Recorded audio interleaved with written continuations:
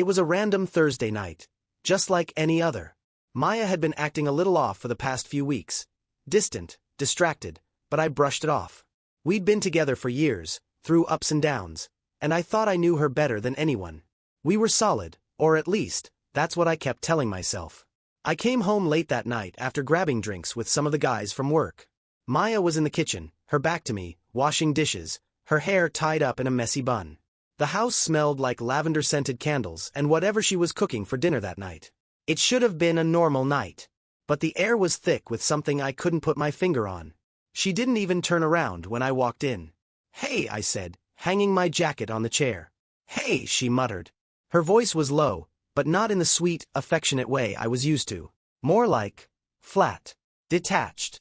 I didn't think anything of it at first.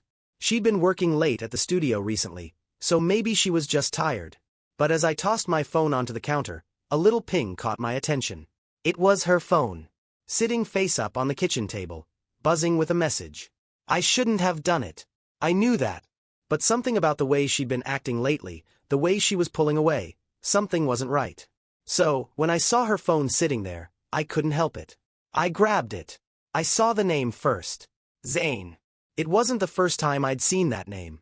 Maya had been going to yoga with him for months, always talking about how great he was, how calming and centering his classes were.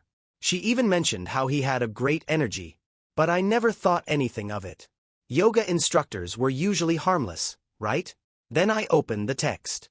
It was a string of messages, playful at first, about yoga classes and stretching routines. Then the tone shifted. "Can't stop thinking about you. You're so beautiful. I wish you didn't have to leave so soon. I feel so connected to you." I stared at those words for a long time, trying to wrap my head around them. My chest felt tight, my hands cold. The longer I read, the more I realized what I was seeing. It wasn't just an innocent friendship. These weren't just compliments about yoga poses. No, there was something deeper, something more personal. And it hit me like a brick to the stomach. I went from confused to angry in a second. I couldn't breathe. I grabbed her phone and went into the living room. "Maya," I called out, my voice tight. She walked in, wiping her hands on a dish towel. "What's up?" I threw the phone on the coffee table between us. "Explain this." She froze. Her eyes darted from the phone back to me. What do you mean?" "Don't play dumb," I snapped. "Zane. Why are you texting him like that?" Her face immediately changed, the calm, collected mask she always wore slipping for just a second. But then she took a deep breath and smiled. Her fake, practiced smile. "Ben, it's nothing. You're overreacting." I was shaking now. "Nothing. Maya, these texts are personal. Don't lie to me." Her smile faltered. "Ben, I swear, it's nothing. He's just a friend. You're reading too much into it." "Don't lie to me," I said again, my voice rising. "I saw the way you were texting him. You think I'm stupid? This isn't just some friendly back and forth about yoga. This is something else." She took a step back, a little too calm, too collected for my liking. "It's not what you think. You're just insecure. That's all this is."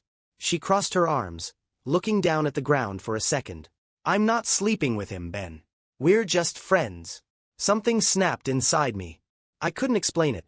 Maybe it was the way she so easily dismissed me, or how she pretended I was crazy for feeling hurt. Whatever it was, it burned. "You're lying, Maya," I hissed. "Just tell me the truth. Are you sleeping with him?" She looked at me for a long moment, and for a second, I thought she might actually admit it. But instead, she just shook her head. "No, Ben. I'm not. I love you." I didn't know whether to laugh or cry. I could see the guilt in her eyes, but she wasn't owning up to it. I couldn't believe what I was hearing. My wife, the woman I'd been with for years, had been lying to me for months, and now she was playing it off like it was nothing. I stood up from the couch, feeling dizzy. "You're telling me this isn't a big deal?" "Maya, this is a big deal." "I'm telling you it's not," she said, her voice getting sharp. "You're just making it a big deal."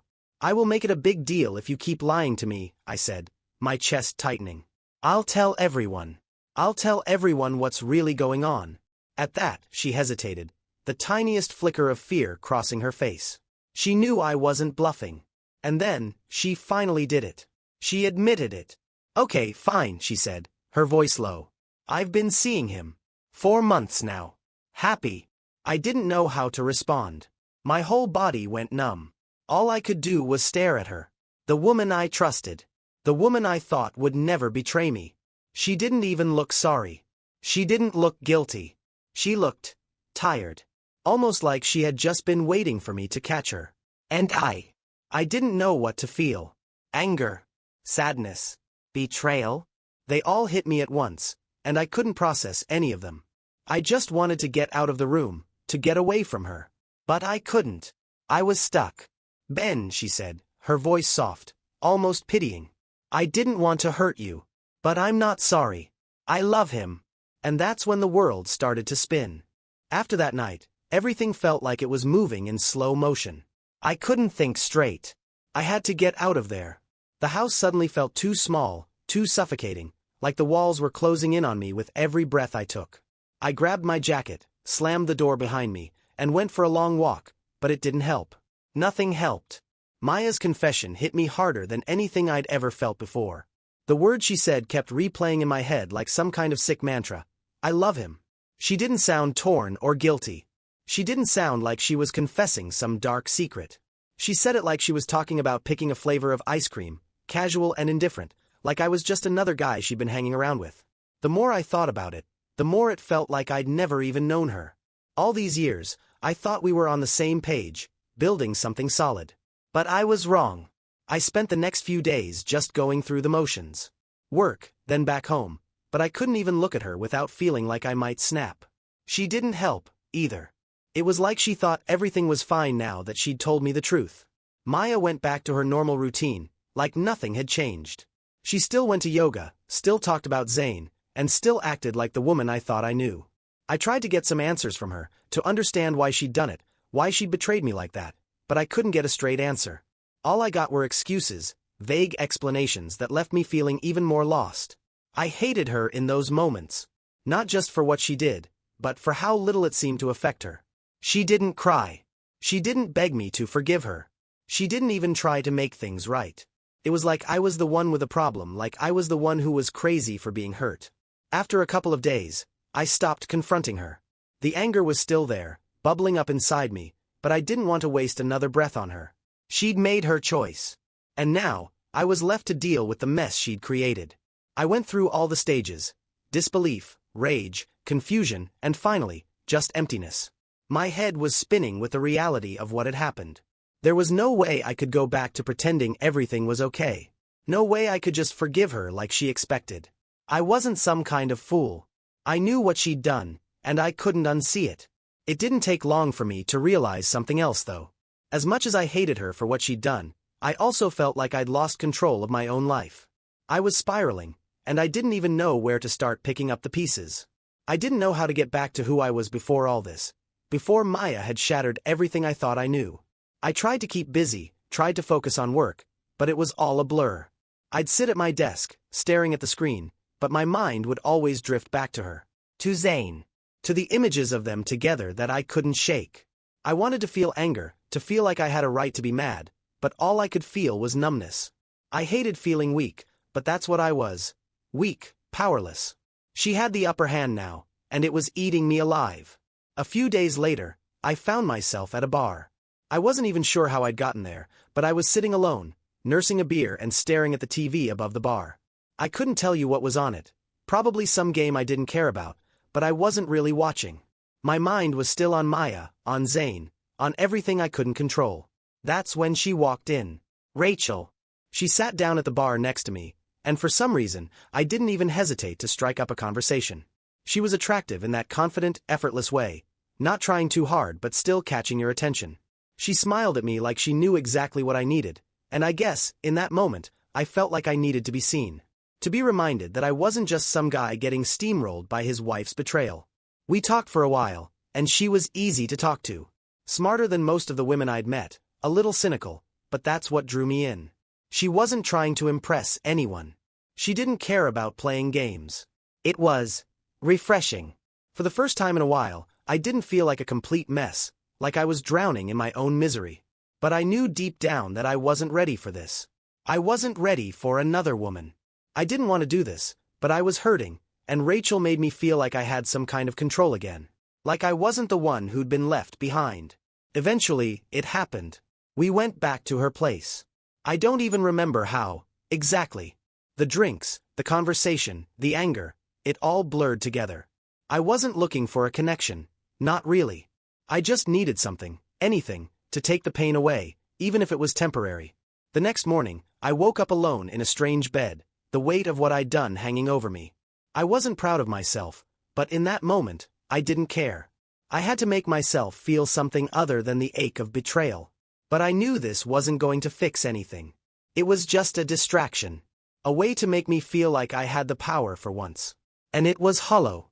It felt empty, just like everything else. I was still trapped in this nightmare, still stuck with the image of Maya and Zane, still consumed by the reality that the woman I loved had chosen someone else. The revenge was still coming, though. I just had to figure out how to make her feel what I felt. To make her hurt the way I hurt. The days after Rachel were a blur, but not in the way I thought they'd be. I didn't feel free or relieved or like I'd somehow turned the page. If anything, I just felt more empty. That one night, that one slip, didn't fix anything. It didn't make me feel better about Maya. It didn't make me feel like I was in control. It just added another layer of shame to the pile of crap I was already wading through. But I was angry. I was furious. And the more I sat with it, the more I realized that I couldn't just let Maya get away with this. Not after everything we'd been through, after all the years we spent building something together. No, I wasn't going to sit back and be the guy who just accepts the betrayal. I was going to make her feel it. I knew she was obsessed with yoga. Hell, she spent half her life at that damn studio, and that's when the idea started to form. If she thought she could get away with messing with me, with breaking our marriage, then I was going to hit her where it would hurt the most. Her perfect little yoga world. Her precious, peaceful, spiritual routine. Zane had been a part of that. Zane was the one she'd been sneaking around with, the one she couldn't stop texting. And now Zane was going to be the one who would help me destroy everything Maya thought she could count on. I didn't even need to think twice. I needed to find a way to get to Zane, to plant the seeds of doubt in his mind. If I could get him to doubt Maya, to feel like she had been playing him, then maybe, just maybe, she'd be the one left humiliated and exposed, the one who felt powerless, not me. I started by doing some digging. I didn't know much about Zane, other than what Maya had said in passing, but I didn't need to know everything. I just needed to find his weaknesses. He was a yoga instructor, right? A guy who prided himself on being calm, centered, and all-knowing. But everyone had an ego. And if I could make him feel insecure, make him believe that Maya had been playing him this whole time, maybe he'd do the work for me. I found him at a coffee shop one afternoon. It was easy enough to approach him. I didn't even pretend to be friendly at first. I just dropped a line about Maya, about how she'd been acting distant lately, how she seemed like she was losing interest in me. I played up the confusion, made myself seem like the hurt husband, the guy who just didn't understand why his wife was suddenly pulling away. Zane took the bait. He listened, leaning forward a little as I told him all these things. The little comments Maya had made to me that hinted at her feelings for him, how she'd been spending a lot of time at the studio lately, how she seemed to want more space from me. And then I dropped the bomb, how I had started to suspect she might be seeing someone. It was slow at first. He didn't react right away, but I could see the wheels turning in his head. I could see the doubt creeping in, and that was exactly what I wanted. Over the next couple of days, I continued to feed him little pieces of the story, making him feel like Maya was pulling away from him, too. I'd text him occasionally, pretending to be a guy who had no clue what was going on, but just wanted answers. And each time, he seemed more and more uncertain. Eventually, I started planting the idea that Maya wasn't being completely honest with him.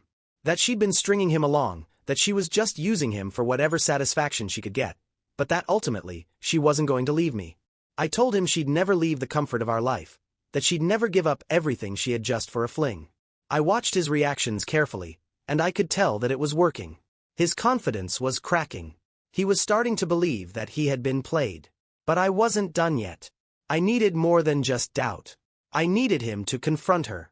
I needed Zane to feel humiliated. I needed Maya to face the consequences of her actions, to be forced to confront the reality of what she had done. So, I took it a step further. I found out about a yoga retreat Maya was planning to attend with Zane. A weekend getaway, full of spiritual cleansing, meditation, and some kind of yoga instructor workshop. It was the perfect setup. I knew this would be the moment. I orchestrated it in my head like a damn movie. Zane, confronting Maya in front of everyone, accusing her of leading him on, of using him for her own amusement. I knew she'd be caught off guard, and I knew it would be humiliating. I texted Zane the night before the retreat. I told him that I'd learned Maya had been lying to both of us. I told him she was going to leave me, that she'd already made up her mind. I told him he was just a placeholder, that once she was done with him, she'd move on to someone else. I could already picture the scene in my head. Maya standing there, trying to explain herself, while Zane laid into her, calling her out in front of the entire group. It was going to be the kind of public spectacle that would tear her apart. And I'd be there, watching it all unfold, watching her get what she deserved. I felt a sick satisfaction just thinking about it. The more I thought about it, the more I wanted to make sure it worked. I wanted to break Maya the same way she had broken me, but worse. I wanted her to feel the humiliation of being exposed, of realizing that everyone around her could see her for what she truly was. I wasn't just going to let her move on with Zane like nothing had ever happened. No. She was going to know what it felt like to be the one who lost everything. The day of the retreat arrived, and I could barely sit still. I knew what was coming, and it made my stomach churn with a mix of anticipation and dread. Maya was excited, packing her things as if this were just another weekend getaway, a way for her to reconnect with herself, get away from the stress of life. She had no idea what was waiting for her. It was almost too easy. I was about to tear everything apart. Maya kissed me goodbye as she headed out the door. She was cheerful, practically glowing with excitement for the weekend ahead. I watched her leave, her duffel bag slung over her shoulder, all the while feeling like I was about to watch the final act in a play I'd been writing for months. I had set everything in motion. Now, it was time to see it all unfold. Zane was already there, waiting for her. I had made sure of that.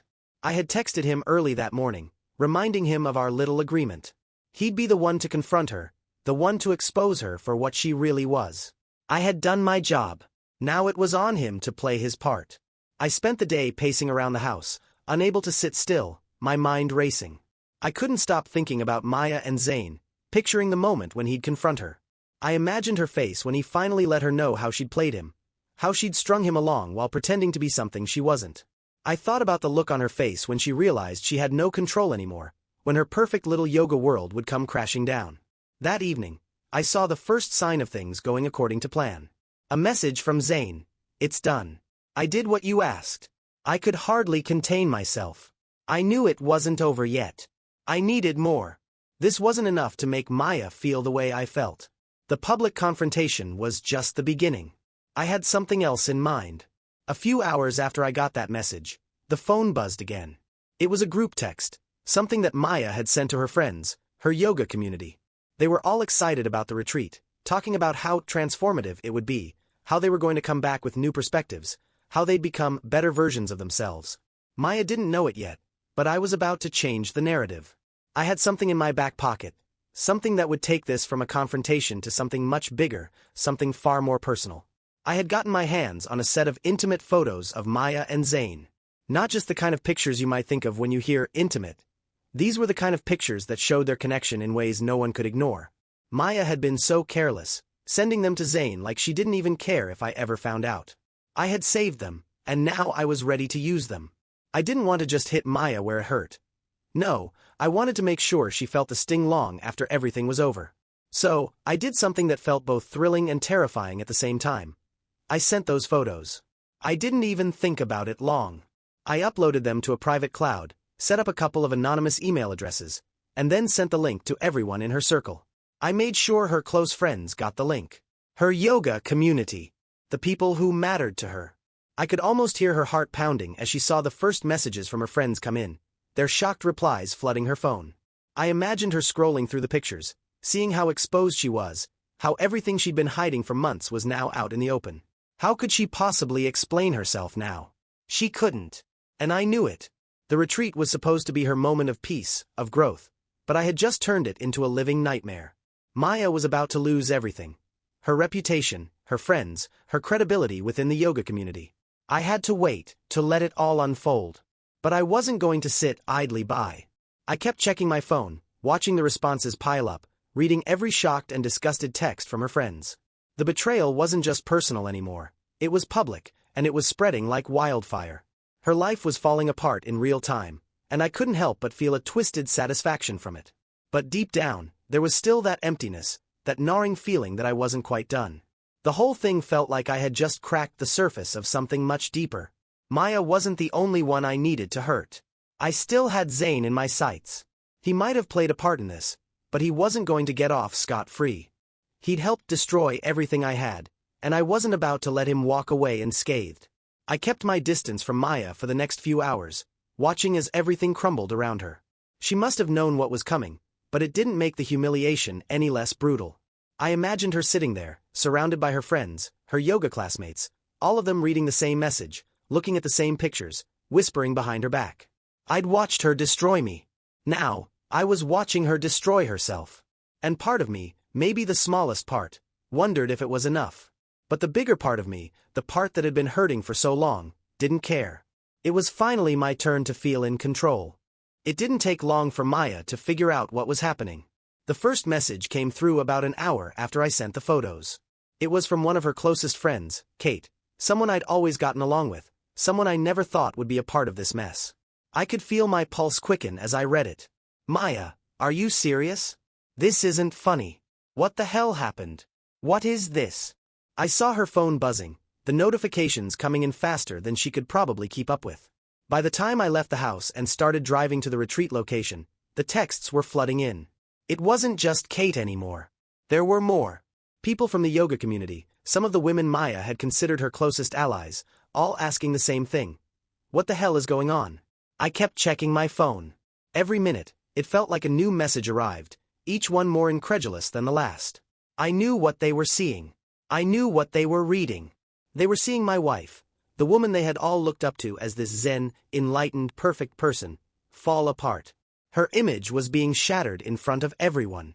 She wasn't some calm, wise yoga guru anymore. She was exposed. I tried to tell myself I didn't care. I tried to push back the small voice that kept reminding me of everything we had before all this mess. But that voice wasn't loud enough. The anger was louder. The pain was louder. Every time I saw a new message come through, I felt that brief flash of satisfaction, the rush of power that came with knowing I was the one who had set this all in motion.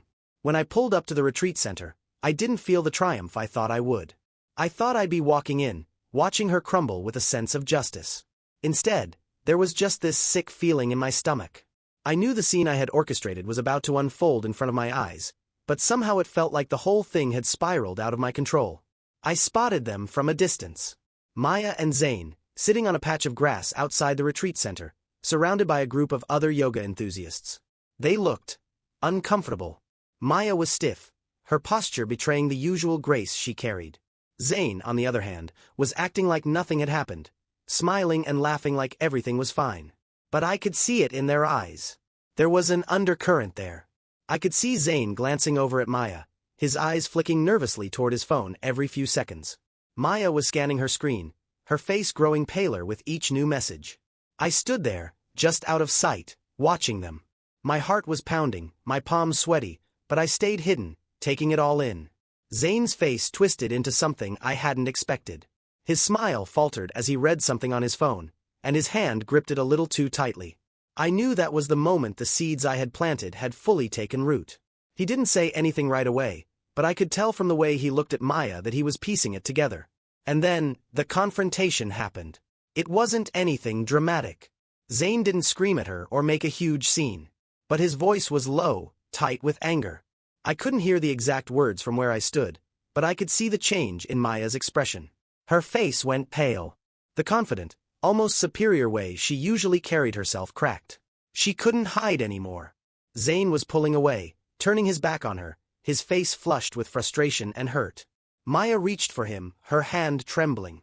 She tried to explain, tried to smooth things over with that calm, collected voice of hers that used to work on everyone. But not anymore. It was too late.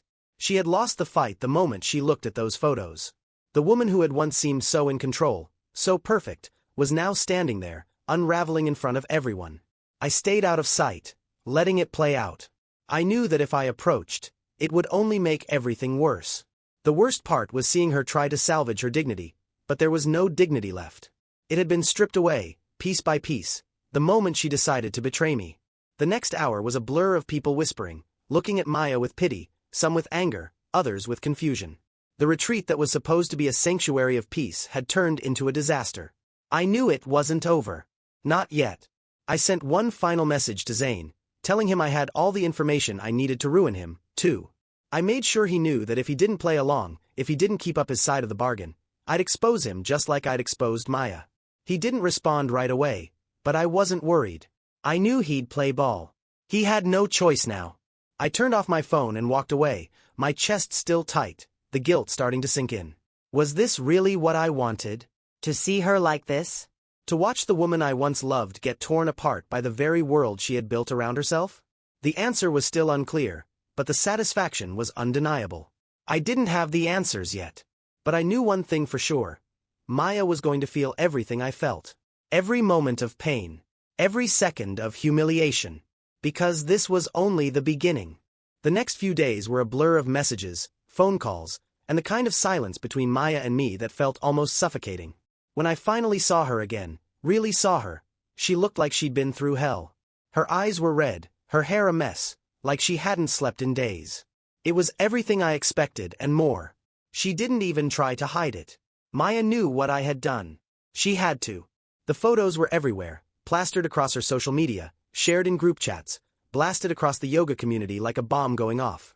And yet, she still couldn't bring herself to say anything to me. She didn't try to explain herself, didn't beg for forgiveness. Instead, she looked at me with this mixture of fear and anger, like I was the one who had destroyed her life, not the other way around. The silence between us was thick.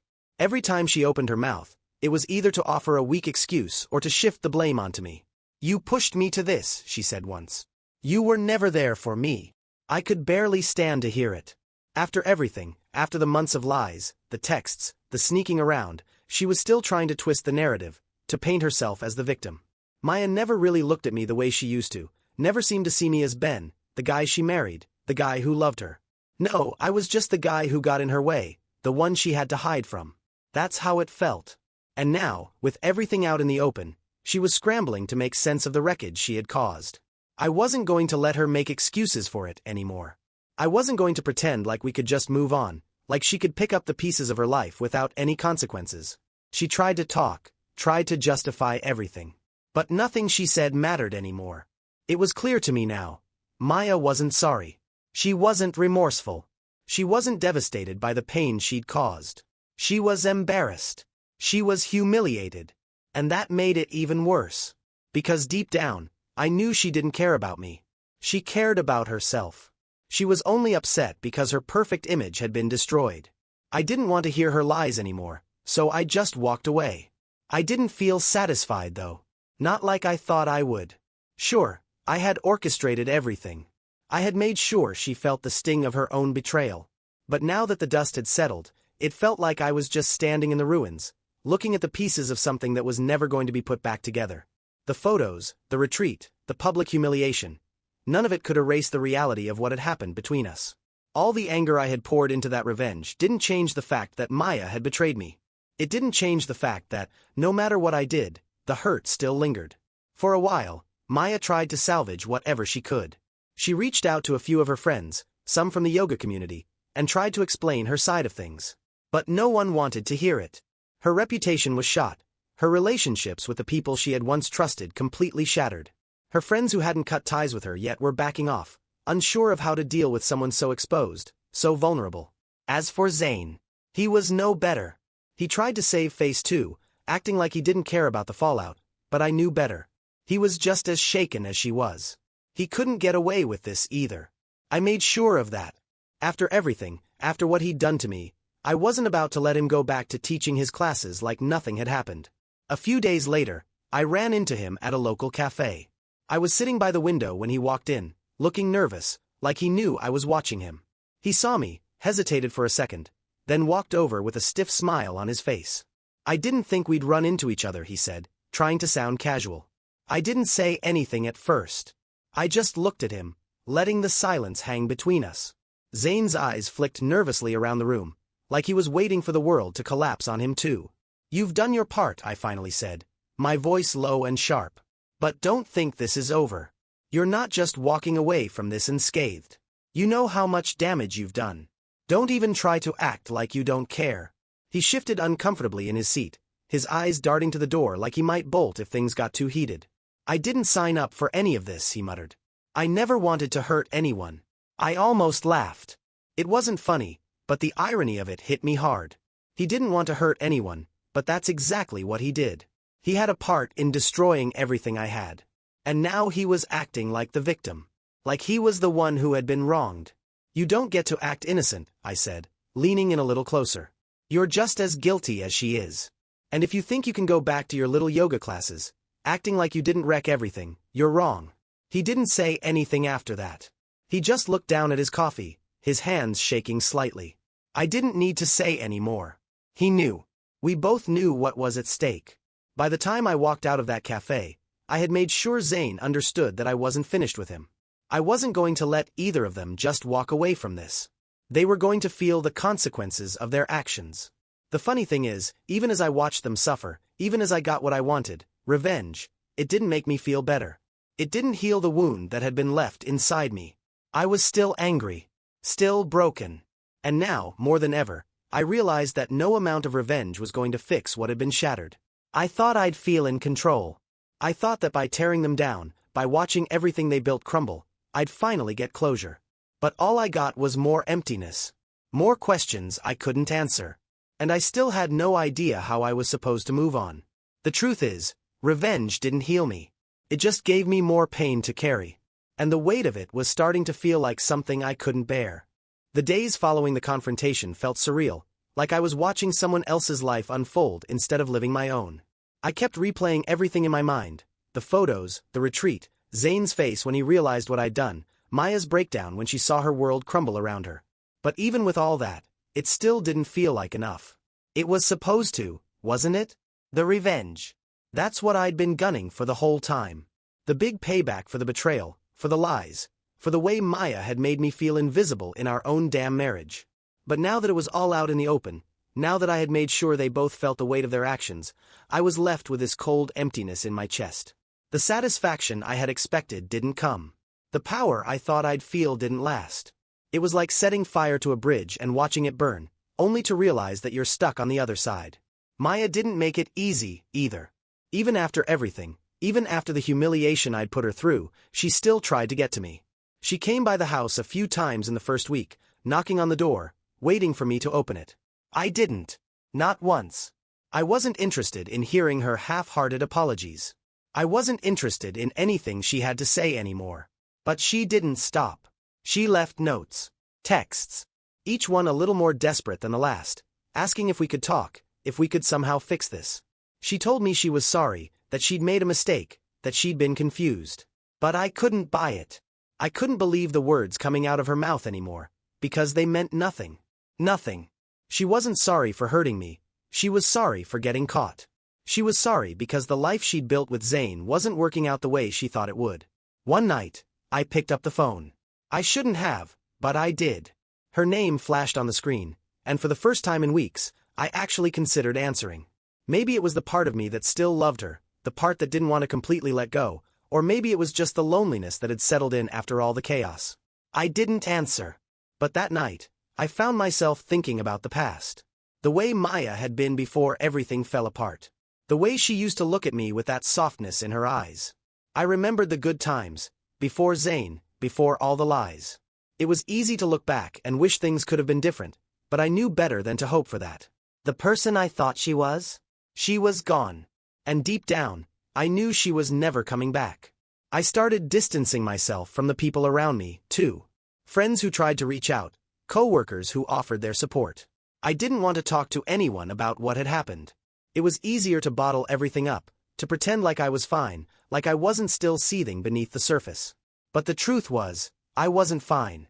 I didn't know how to feel anymore. It was like I was stuck between two worlds, the one I used to know, the one I had lost, and the one I had to figure out how to live in now. The worst part. No one told me how to deal with this. No one told me how to pick up the pieces after you've seen the person you loved betray you in ways you didn't think were possible. There was no manual for what to do when everything you thought was real turns out to be a lie. I spent the next few weeks in a kind of numb fog. Work kept me busy, but the whole time, my mind was on Maya and what I had done. I would go through the motions, meet up with clients, talk to people, but it all felt like I was just playing a part in some bad soap opera. One evening, I ran into Rachel again. I hadn't seen her since that night we slept together, and I honestly didn't expect to. But there she was, standing in the same bar where we'd met months ago. She looked different this time, less confident, a little more guarded. We didn't speak at first. She just gave me a small, hesitant smile, like she wasn't sure what to say either. After a minute, she sat down beside me. We didn't talk about Maya, or Zane, or what had happened. It felt too raw, too close to home. Instead, we talked about the weather, about how long it had been since we last saw each other.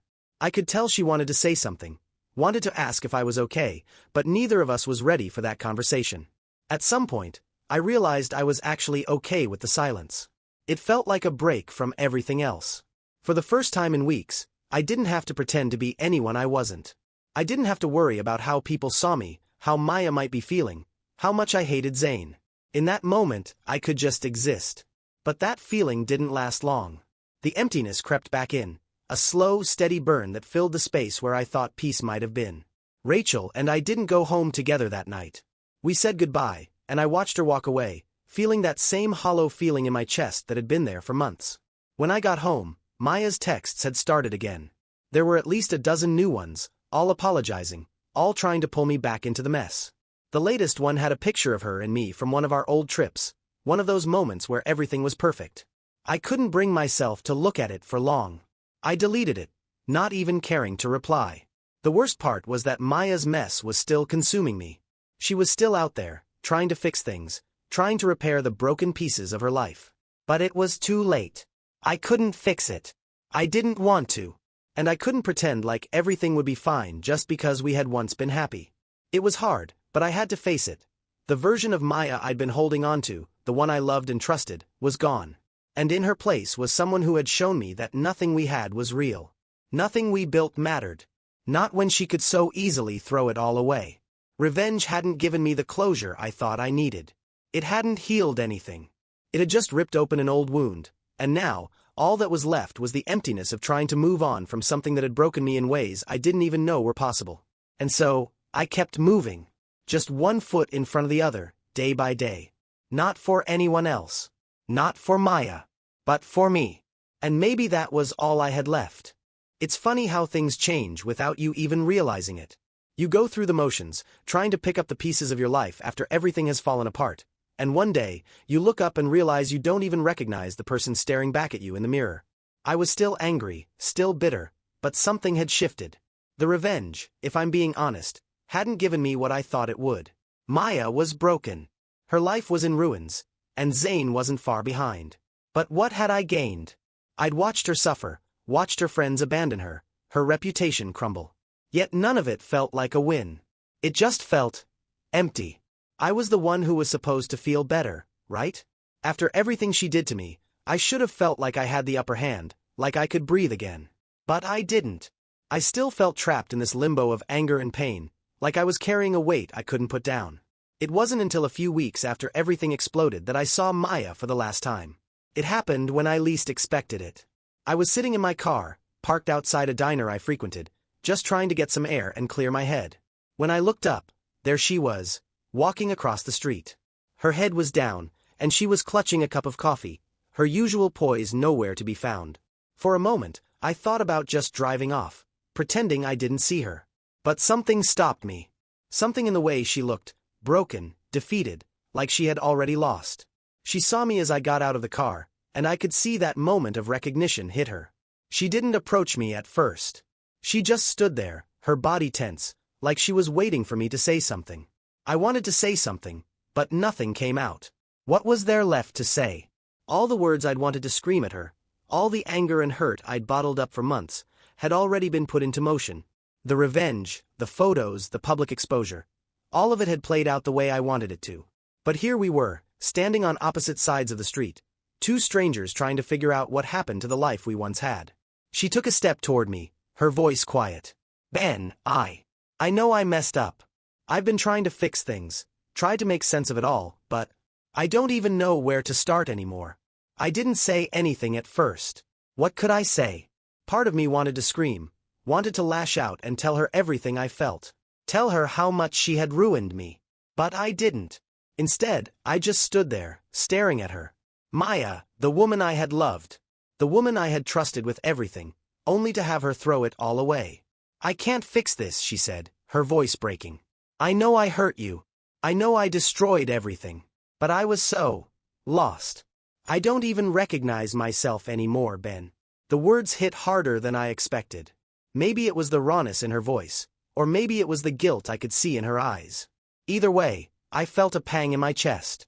I had wanted to see her like this, broken, ashamed, desperate for forgiveness, but now that I was staring at her, I realized something. I didn't want her back. I didn't want any of it. I don't know what you want from me anymore, Maya, I said, finally finding my voice. You broke everything. You don't get to just walk back into my life and expect everything to be okay because you feel sorry. She nodded, her face crumpling as she tried to hold it together. I don't expect anything, she whispered. I don't know what to do with all this. I thought I had everything figured out, but now, I've lost you. I've lost me. The pain in her voice should have made me feel something. I should have felt like this was the moment when I got the closure I was waiting for, the moment when I finally felt like I could let go. But instead, all I felt was a deep, exhausting emptiness. I don't know who you are anymore, I said, my voice soft but firm. And I'm not going to keep looking for answers. I can't. It's over, Maya. It was over the moment you chose him over me. She flinched at the mention of Zane, but I couldn't stop myself. I wanted her to feel it. I wanted her to understand that the choice she made was final. I didn't mean for it to happen the way it did, she said, the tears finally spilling over. I didn't want to hurt you. I thought I could just, I don't know, be someone else for a while.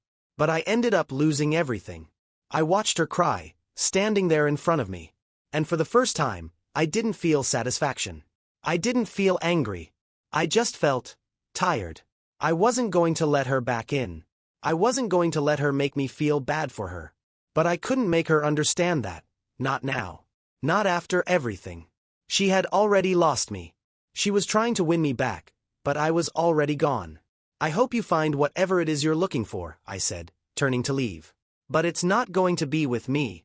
I didn't look back as I walked away. I didn't want to see the tears or the guilt anymore. I had done my part.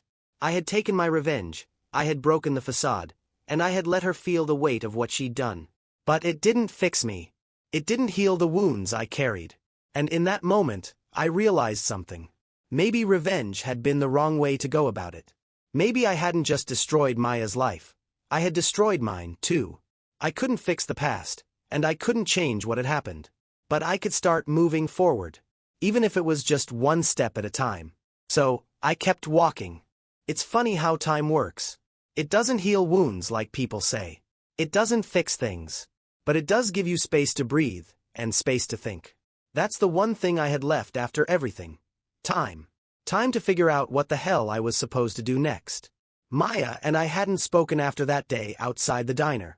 I wasn't surprised. What could she say to me after everything? What could I say to her?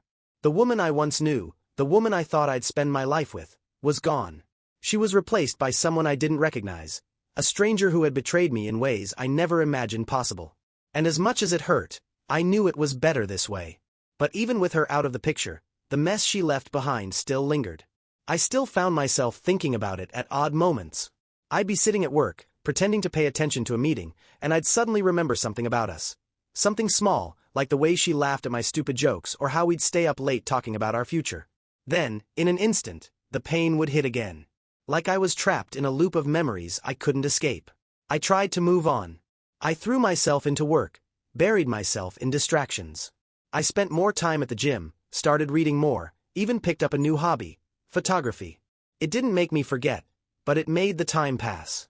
It gave me something to do with the restless energy that seemed to have nowhere to go. I started running into people I hadn't seen in a while. Old friends, people who'd heard the rumors about Maya and Zane. The ones who had known us as a couple before everything blew up. They'd ask how I was doing, and I'd smile and tell them I was fine.